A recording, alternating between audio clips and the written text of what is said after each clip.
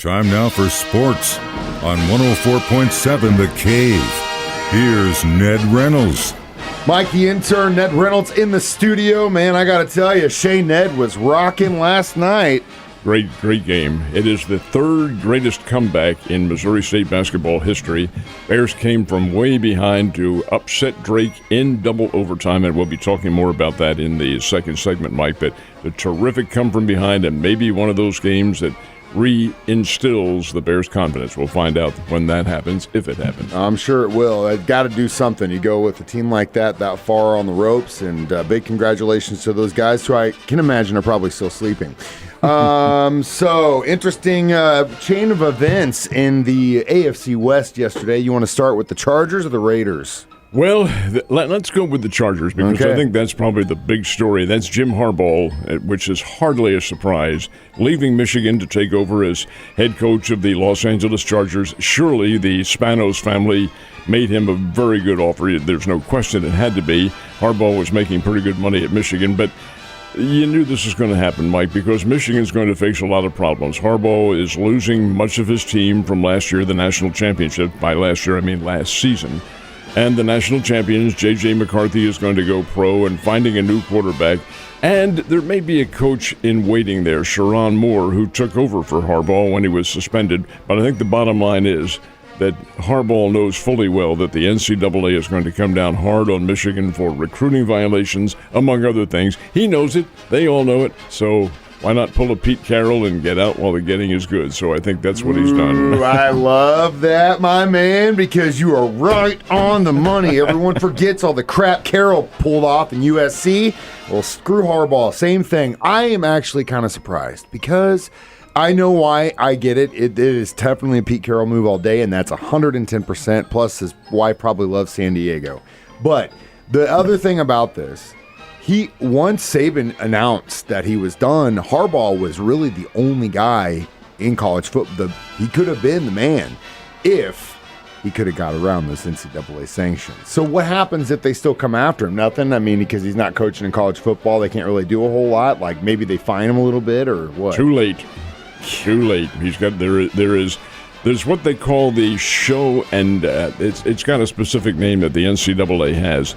Dog and pony show? Well, that's partially it. But if you're staying in college sports and you get big sanctions against you and the college fires you or whatever the case might be, you have to show a cause why you should be rehired. Were you dealt a poor hand or something? He can't do that. Heck, he's been suspended. And 4 times? Something like that. Yeah, well, it's going to be fun facing him twice a year in the AFC West. The other good news, at least for the Kansas City Chiefs fans, and I'll tell you this right now, is that Son of Davis decided it was a great idea to hire the LA Chargers GM as his own Mr. GM, Velasco, which was such an idiot move. Well, but hey, it's great for the Chiefs. It's enjoy Las Vegas. Yeah, have to wait and see what's going to happen because these guys are not in those positions because of just a flip of the coin. They know the game. Now, there are some who are better than others. I think Veach does a terrific job with the Kansas City Chiefs. I think Roseman does a terrific job with the Philadelphia Eagles. But over and above all of that, he still was a GM. And you watch, the Raiders will be okay. Not great, but okay. I guarantee you there was a resounding ha, ha, ha, ha, ha from Kansas City when that report came out. All right, the bad news now, and that is the fact that one of the best offensive linemen in the league will not be able to play for the Chiefs on Sunday. An all-pro this year, and that's Joe Thuney, and he has what's called a pec injury. That's for the pec being in the upper abdominal area, and apparently this is pretty painful because he hasn't been totally ruled out. That's not the case, but he has been ruled as unlikely to play, and that certainly doesn't fit well. Nick Allegretti will come in and take his place. Allegretti's had good years with the Chiefs, and a kid who was a fine player at Illinois, and Allegretti can get it done, but he's not Joe Thuney. There is the secret. Now, there were others. Isaiah Pacheco did not practice yesterday, nor did Derek Noddy, nor did Sky Moore. They all didn't practice. Willie Gay was limited with that neck injury, but they are all expected to be in uniform and ready to go when the Chiefs take on the Baltimore Ravens on Sunday in Baltimore. They need everybody because Baltimore's, Mike, they're a pretty good team. They've got everybody, and that's what we need to stop. But I have faith in our guys. We had some great guys step up in the game against the Bills last weekend, and I've got faith that we'll be able to give them something in Baltimore on Sunday. Pretty incredible win for MSU last night. How in the hell did they pull this thing off? That's a very good question, Mike. How did they? At the end of the first half, Drake is toying with the Bears. They're up by 10, and they give the ball. Drake runs a play as the clock is running down to end the first half to get it to Tucker DeVries, their reigning Missouri Valley Player of the Year, and a guy who I think is a great prospect for the NBA next year. He goes to the top of the key, bombs home a three-pointer at the buzzer, as it sounds. And Drake is up by 13. Well, this ain't going to last. This is going to be worse than that. This is going to be a derriere pounding. Out they come for the second half. Now, keep in mind that Tucker DeVries had 18 points at halftime. He's on his way to maybe a 40-point game. 18 points is what he scored. And Mike, at the end of the game, he had 18 points. He was shut out by Missouri State's defense, namely Donovan Clay. Clay, we were told before the game, would get the start against him on defense, and Clay's a pretty good defender. But the Bears decided to shift their defense a little bit, and they allowed DeVries to roam free, and you don't do that with this kid. He's 6'7", 6'8", and very fluid moves. He's one of these guys in baseball, if you see, you know the way he carries himself that he's going to be a star. Well, that's Tucker DeVries on the basketball court. Drives to the basket, has all sorts of angular moves, and good player. He gets shut out in the second half by Clay. Absolutely shut out. And Drake could not recover.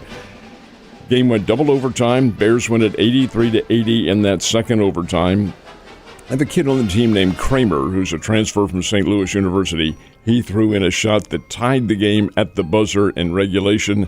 Drake had a chance to win it after the first overtime, didn't get it, and the Bears held on in the second overtime to get the win. Both teams shot about the same, but the key was the fact that Alston Mason of the Bears was going to have a career game. He had 36 points from Missouri State, and DeVries, 18 at halftime, 18 for the game. The Bears shut him down in the second half. Now, that's good news. The bad news is Drake's pretty smart. They're going to come back at tournament time and devise some kind of a play or some kind of circumstance that if that happens again, somebody gets on their man, we're going to have to come up with a new game plan.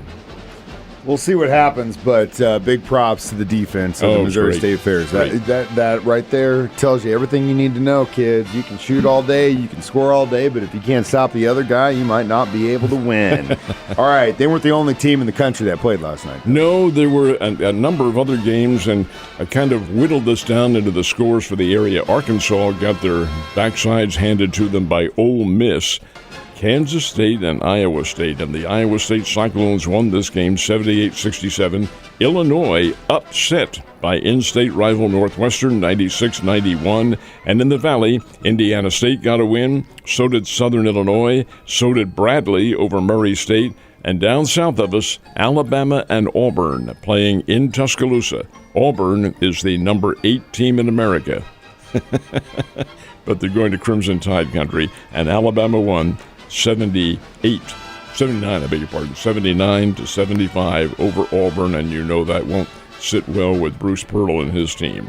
So it's been a very interesting night of basketball. Last but not least, the Kansas City Chiefs will take on the Baltimore Ravens in Baltimore on Sunday. It's going to be a long broadcast. Ned Talk starts at 11.